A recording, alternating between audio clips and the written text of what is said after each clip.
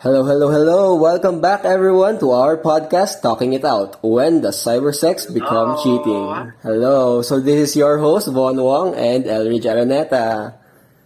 Yippee! Right. So, Elridge, would you care to say anything about cybersex? You know, it's something that has been talked about recently for the past years. But it's something that we really haven't delved deeper into kasi ang dami niyang nuances. True. And at the same time, ang dami niyang factors on whether or not cheating ba to, cybersex ba to which we will discuss further on down the line in this podcast. Yep. Okay, yeah, exactly. No? So let's start with the question na patuloy na nag-wreck na relationships the moment na cybersex shows up, right? Is this cheating, like you said? Or is this awkward? Not the question, is this awkward, not is this unhealthy, but, it's about cheating. The thing that makes people rethink their entire relationship, right? We're talking sexting, webcam, cyber sex, voice chat, DMs, no touching, no meetup. Talagang, it's a digital connection. Pero, people describe it as just painful, right? It's as painful as actual cheating. Yeah, and that already tells us something na very important now. Because if cheating were only about yung physical contact, then people wouldn't be as hurt with cybersex. But since it clearly does for a lot of people, there is something else that is going on here in the equation. Exactly, right. So, instead of asking kung is cybersex cheating, siguro, let's try to reframe it, right? How do people decide kung yung cybersex crossed a boundary? Right? What makes one digital interaction feel harmless, the other feel betrayal? Okay, so, actually, we're going to do this kasi may nakita ko mga interesting posts on Reddit and Facebook groups. Yeah, it's about cybersex and cheating. Parang nahuli nila yung mga partners nila. One of the most common posts na nakita ko is like, this guy, this person, this girl, this guy, they found out their partner has been having cybersex. And then the immediate response is, hindi naman cheating kasi nothing physical happened. Ayun yung response nung nagsa-cybersex guy, right? Yeah. Hundreds of messages, conversations, pet names, plans to talk again. Pero palagi, yung defense nila is, hindi naman totoong buhay. Pero yung interesting kasi is, yung partner na na-hurt in this scenario, is it usually focusing on yung mismong sexual acts themselves? But it's more on the fact na merong naging interaction to begin with. Merong naging attention and merong established na intimacy. To which yun yung laging pinag-focus ng mga victims in this scenario. Right? Exactly, no? Cheating isn't being defined by bodies here, no? Parang nagiging about communication patterns siya, no? Digital communication patterns. And sa mga patterns na nakikita natin, yung unang element lagi na nakikita natin when it comes to cheating as well as cybersex within digital platforms, no, is yung aspect ng secrecy. So, the word secrecy in these posts came up in almost every single one. Cybersex became cheating the moment it was hidden from their partners. True. So, dito natin makikita how people talk about private browsers, deleted chats, staying up late, moving to another room. Usually, nangyayari yung mga ganitong discoveries when their partners snoop True. sa mga devices ng partner nila. To yung mga hindi dapat nila makita, to which doon na-hurt yung partner. True, exactly, no. Actually, a lot of them, they say the same thing na if you had told me, maybe we could have talked about it, maybe we could have worked on it. Pero, pag tinago nung partner na nagsa-cybersex, nag-iiba bigla yung meaning. Exactly. Yeah, so yung mismong pagtago niya, no, yun yung tawag dito, yun yung proof itself that a boundary exists between those two people. Because if hindi naman, kasi kung kunyari, kung tama naman yung ginagawa niyo, kung pinag-usapan niyo naman yon, what is the need to hide things, di ba? So, alam nila na meron silang violate na boundary, which is the reason why they decide to hide those kinds of evidences. Yeah, exactly. Kaya nagiging consider talaga na cheating siya. Another thing na I would like to actually talk about, na nakita ko from the posts, right? Another pattern na nakikita ko is the cybersex happening alongside yung parang ano ba? What was it? The deterioration stage, right? The dead or dying. Pero about the sex life.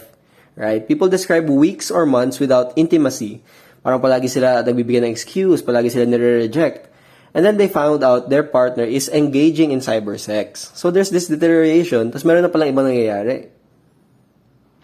So, parang from what I'm hearing on your side partner is that yung parang yung cybersex in itself, it stops feeling like a separate issue and it starts more like some sort of a replacement. Right. Diba?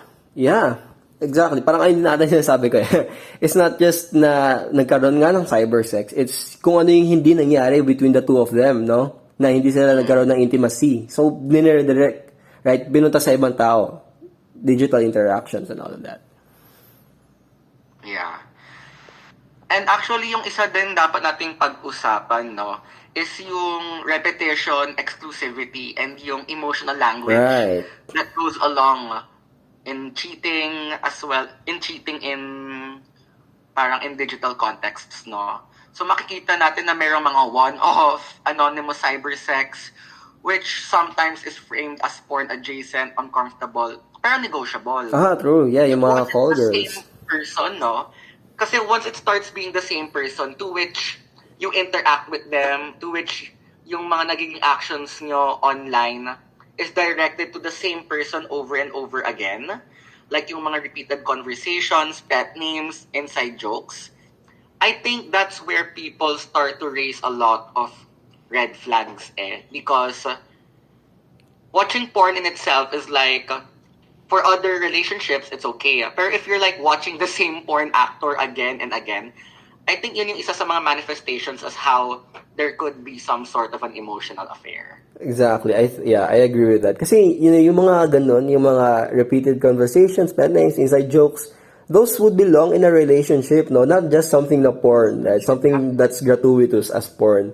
No, pag once that language and attention nagkaroon ng motions elsewhere, the boundary feels crossed. It's something else na. I think that's what the posts are saying here. So, yeah, another thing here is yung miscommunication nila and then yung vague permission of partner. Right? Another really common story is yung sasabihin ng isang partner something very, very, very vague. Like, do whatever you need to get off. Pero, ibig sabihin nila nun, porn, right? Like, if do whatever you need to get off means porn. Pero yung maririnig ng isa, it's cybersex. So parang nakikita natin na it's not always malicious, it's not always parang manipulation, no? But it's more of hindi nagtutugma yung dalawang partners because nagmi-misalign yung meanings nila sa isa't isa. Right, tama, partner, right? Like, parang yung boundaries nila, hindi nila na-discuss clearly kung ano ba yung gusto nyo, ano yung gusto ni isa, right? Pero merong boundaries. Sadyang hindi lang nag-show up until yung nagawa na yung pagkakamali, until na-cross na. Exactly. So, tawag dito, it's time na we delve into why cybersex feels worse than watching porn. So, I guess sa mga nakita ko sa mga posts, now that I'm reading it right now, people interpret cybersex as like more betraying, more a form of a betrayal than porn because of the fact na merong nagiging interaction. Kasi sa porn, it's like one-sided. Yeah. You're the one interacting to it. But in cybersex kasi, where it's real time, you are interacting with someone. Someone responds and someone chooses you back. Right, yeah, porn doesn't call you babe, no? Porn doesn't ask how your day was. Papanoodin mo lang yan, or yeah, anything. And that interaction carries a lot of emotional weight. Even if hanggang sa screen lang nangyayari. Because of the fact na merong naging interaction, merong naging parang intimacy between another person, I feel like that's where people find it really hurtful. Exactly. I agree with that. Na it's more than just the cybersex part. Na nagkakaroon talaga ng relationship. So maybe, I think, right? Maybe the real question is cybersex cheating? Yeah. It's more of when does the digital communication that happens in these kinds of scenarios become a betrayal of trust? Yes, yes. So, yung answer is not universal, no? It depends on secrecy, exclusivity, emotional investment, and whether intimacy is being displaced, no? It depends on the communication between the partners. Yeah, and cybersex, no, as a field, it needs to be viewed na something as hindi inherently negative. Yeah. Because cybersex essentially just exposes yung boundaries na hindi na pag-uusapan ng couples, to which kaya merong naging negative association with the topic or with cybersex, no? Exactly. It's a different paradigm, no? And actually, if those conversations don't happen, ayun nga, pag-uusapan nila, cybersex becomes the place where everything blows up. Kaya ang daming issues. Kasi they're not used to it. We're not used to it as a species. Yeah. Right. Okay, Is that a so... pun? Oh my god, I didn't know if that was a pun. Just joking! Eme lang. Ano lang? Well, actually, I think that's all the time we have for now, Elridge. So, alright, that's it for this episode.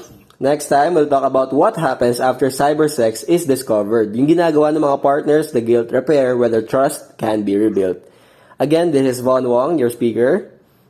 And this is Elridge Araneta, your speaker. And once again, this is Talking It Out, when the cybersex become cheating. Thank you everyone for listening. Guys!